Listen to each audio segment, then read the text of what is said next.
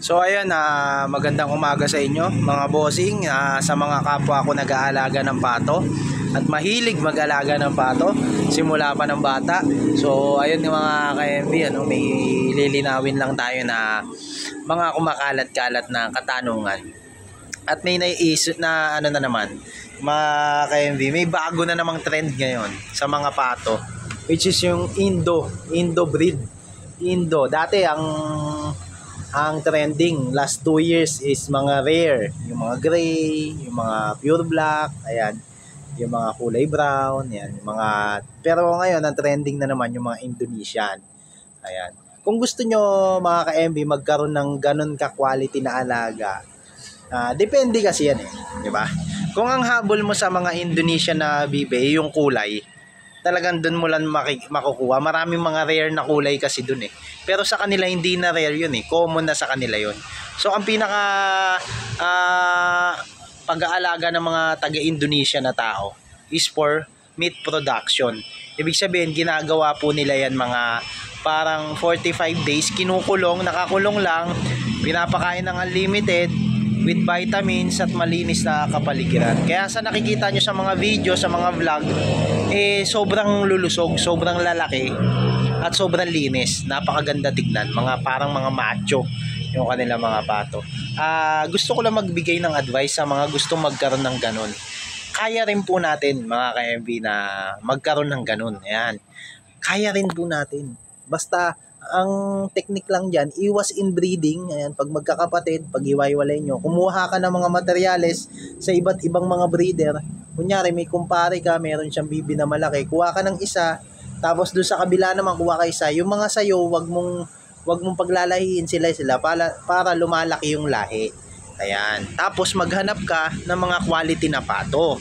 Ibig sabihin, makikita mo yan pag yung pakpak niya maganda, hindi nakalaglag, hindi naka-angel wing, ayan, at yung balahibo niya makinis, makintab, yan yung mga senyales ng pagkakaroon ng magandang quality sa pato. Ngayon, pag nakahanap ka na, pinag-breed mo na siya, kailangan malulusog yung mga breeder mo.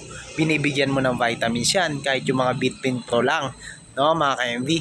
Kahit yung mga yung mga Vitamin Pro lang yung hinahalo sa mga So shoutouts Vitamin Pro, baka naman, di ba? Ayan, mga hinahalo lang sa tubig. Pwede nyo rin ihalo sa feeds, wet feeding. Ayan, para maging malusog yung mga pato nyo, para magkaroon ding. So yung mga kasi ngayon, mga ka-MB, yung mga Indonesian, nakikita nyo, di ba, lalaki nila. Kasi sa Indonesian, mga ka-MB, di ba, puno ng vitamins yan. Unlimited ang ginagawang patuka dyan, pakain. Baka kasi maloko kayo ng iba. May magbenta sa inyo, Indonesian breed, 5,000 isang pato. Wag po. Kung ang reason mo ng pag-aalaga is for lang, di ba, meat production, pag may birthday, di ba, meat production, kakatay yan, para makatikim ang pamilya, wag ka nang bibili nun. Dito lang sa Pilipinas, makakapag-breed ka ng ganyan, malalaking ganyan. Nasa pag-aalaga po yan.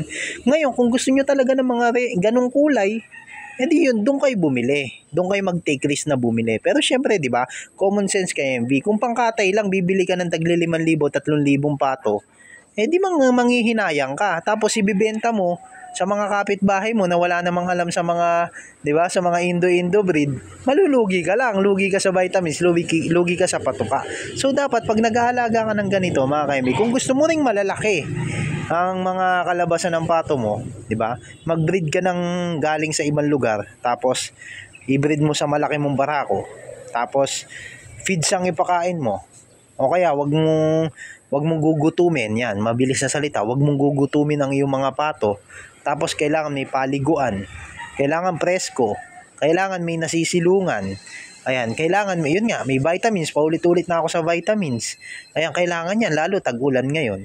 Lalo kung mga breeder, parang magiging itlog nila, magiging mga inakay nila, quality din. Ngayon, tapos sisiw na, di ba? Gagawan mo ngayon na magandang kulungan yan. Yung hindi nababasa, yung hindi nasasapul ng malakas na hangin.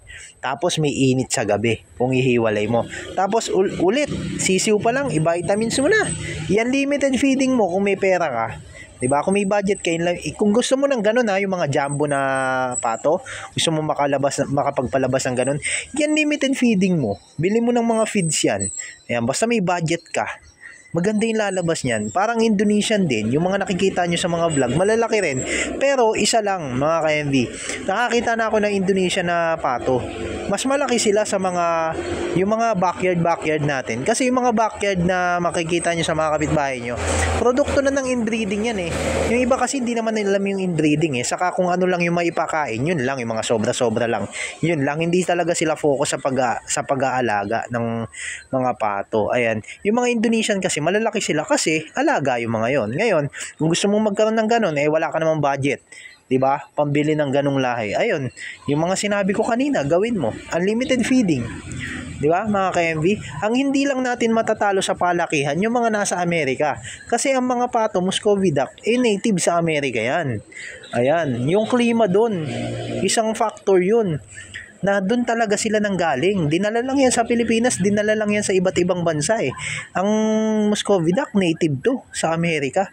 Kaya malalaki ang mga pato ron. Tapos meron silang mga feeds doon na para talaga sa pato. Kaya may mga nagwa-vlog din, ang lalaki. Maabot ng 7 kilo ang pato. Pero ang world largest na pinakamabigat na record is 8 kilo. Sa Australia yon. So ayun mga ka-MV, ano? Kung ang goal mo lang naman is pangkatay lang, huwag ka nang bibili ng mga Indonesian. Kung ang goal mo naman is pang collection, pang breeding, kasi dito sa Pilipinas, aminin man natin o hindi, walang masyadong market ang Muscovy duck. Ako nag-aalaga lang ako para sa pamilya lang kasi masarap ang karne nito. 'Di ba? Lalo sa Pilipinas ang mahal-mahal ng feeds. Baka nga sa Indonesia mura lang ang feeds eh, kaya magaganda yung mga pato nila eh. Dito sa atin ang mamahal, vitamins ang mamahal. Kaya ayun, 'di ba? Yung ibang mga pato natin maliliit. Tapos yung iba pa walang knowledge. No, hindi nakakapanood ng mga vlog natin. Ayan. Kaya walang knowledge, di nila alam yung inbreeding. Ayan, di nila alam paano mapapalaki yung lahi. Pakain lang sila ng pakain. Di ba, mga ka-MB? So, yun lang, huwag kayo maiinggit sa mga Indonesian. Although malalaki yan, kaya nyo rin mag-produce ng ganyan. Tiwala lang sa sarili, tapos sundin yung mga tips.